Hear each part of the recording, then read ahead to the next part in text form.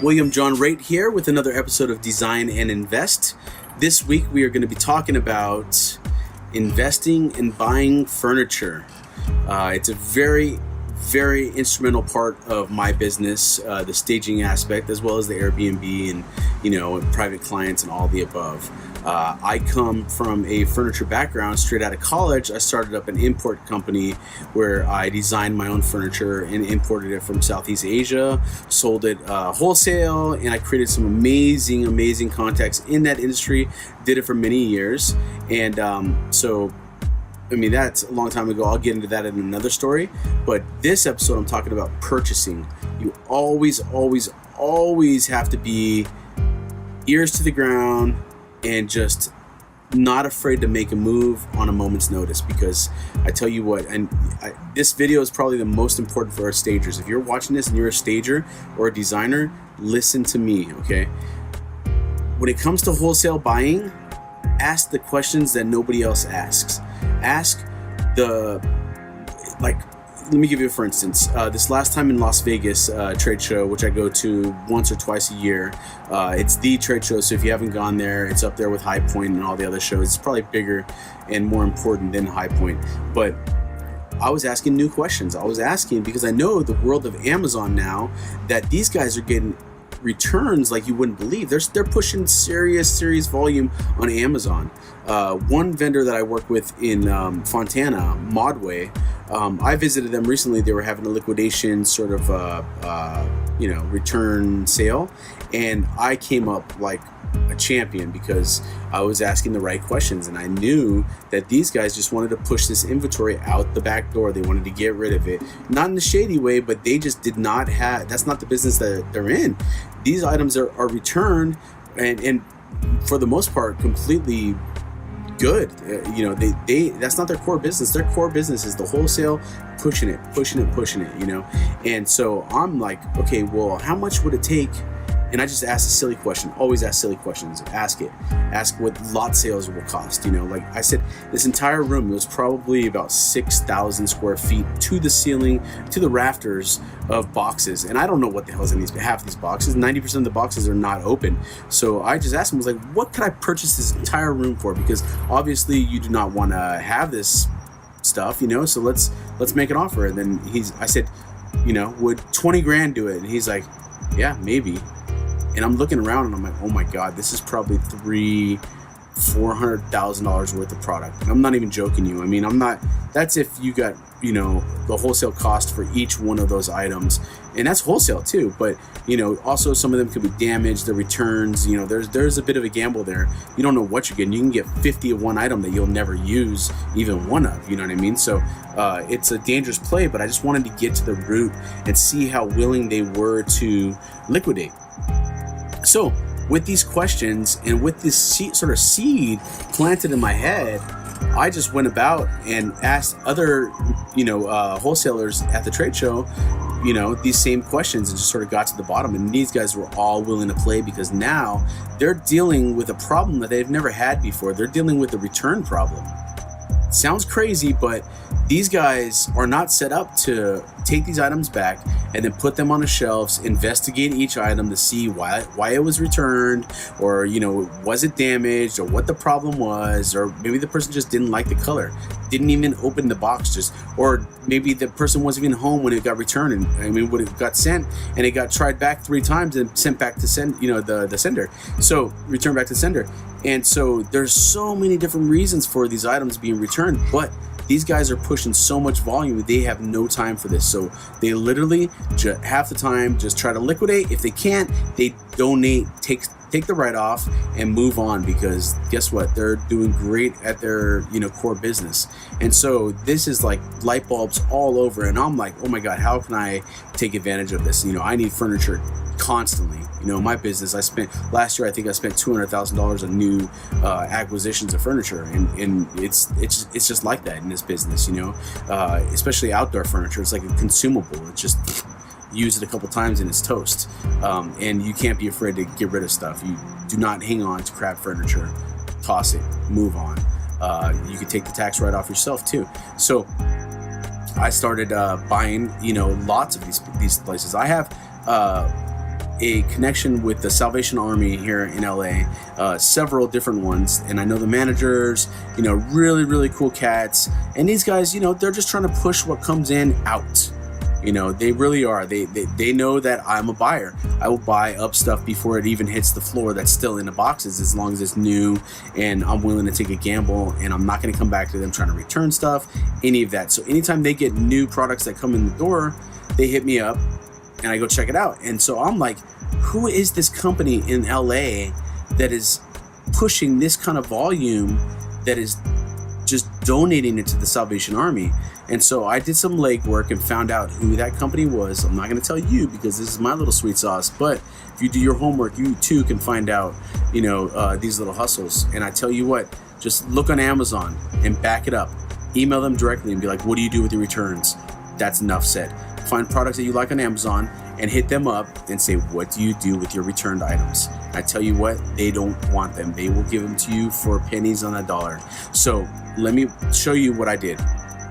Found a company that their return center is here in LA, and they have I think like a 1 million square foot warehouse. The distribution center elsewhere, I think it's another state, but the return center is here in LA.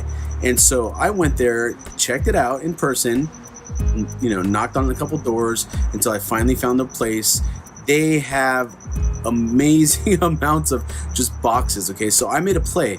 I asked them how much for all of this stuff. Show me the section that is your returns and for sale, and I want to make a play on all of it. And so I made a play on all of it. I bought over 800 boxes of who knows what. I mean, I know what, because I've been buying it from the Salvation Army, these same exact products for quite some time. So I know the scope of what they have and their sort of arsenal. And so I made a play on 800 plus boxes at an average of a wholesale / retail, because they sell very cheap, cost of $125 per box. That's $100,000 worth of furniture and accessories and smalls and stuff. I made an offer. I lowballed them, and the guy didn't really want to play ball. Settled in at $10,000 for all of that product. Okay, I bought $100,000 worth of product for $10,000. Okay. It just like the 80-20 principle, 80% of it's going to be good, 20% is going to be crap. I'm willing to take that gamble. I'm willing to take the redundancy, all the stuff that I'm not going to use, that I'm just going to have to donate myself or liquidate some other way. But the stuff that I got is gold so far. I filled 3.5 of my overflow containers worth of this product, but I'm using it on a regular. I could set up a retail shop and sell the crap out of this too. But again, I'm not going to get sidetracked with other business ideas and things like that. I'm going to use it for my necessities and my needs. But let me show you this video. All the way back there to here.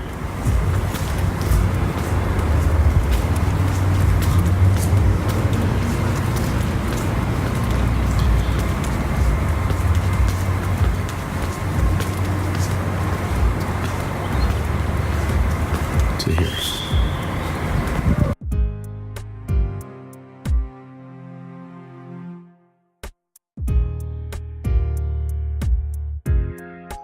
Since we're talking about purchasing, I'm going to show you a quick video that I filmed last week about a purchase I made in Los Feliz. Check it out. So I am at the Clayton property right now. This is a property that I did all the full design work for, as well as the staging once the property was completed for a developer client. The funny part about this job is that the buyers wanted to buy all of the furniture in the house, which I priced up and ended up selling to them for $30,000. I guess the buyers ended up leasing out the property, and they didn't want the furniture included in that lease, or they didn't lease it furnished. So they ended up contacting me and having me buy the furniture back. But the funny thing is, I'm buying it back for $10,000. I just got this call yesterday. And we'll go inside right now. I'll do a little walkthrough, and you'll see the furniture and also the design work that I did for this property. It's really beautiful. It's 2 bungalows in Los Feliz neighborhood. Very, very up and coming, trendy, family oriented. This is in the Franklin School District, which is like a really popular school district for parents up here. And Let's check it out.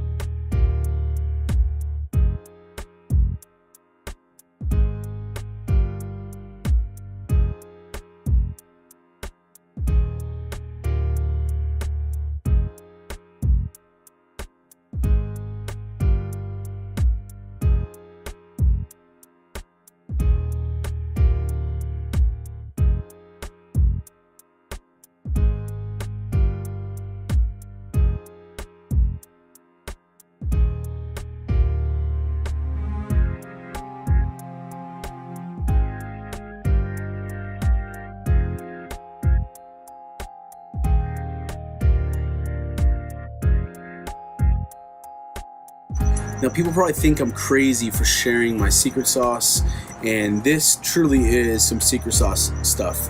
But 99% of people out there, as Gary Vaynerchuk says, they don't do shit.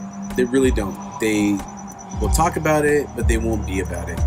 I hope that I touch 99% of you to do something. I mean, please do something, because this is serious gold. You could set up a retail furniture front on these kind of purchases, like the Amazon return purchases alone.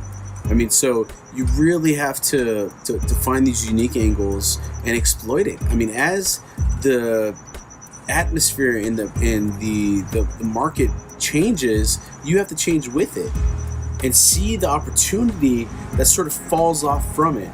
I mean, just think about it. You see Toys R Us, you see all of these companies like Sears and like Kmart and all. I mean, they're just falling by the wayside, and more giants are going to fall. Trust me, in the next couple of years, in the next 5 years, everything is shifting online. You're going to find more and more small mom and pops succeeding with really crazy cool stuff, and they're also going to have a presence online.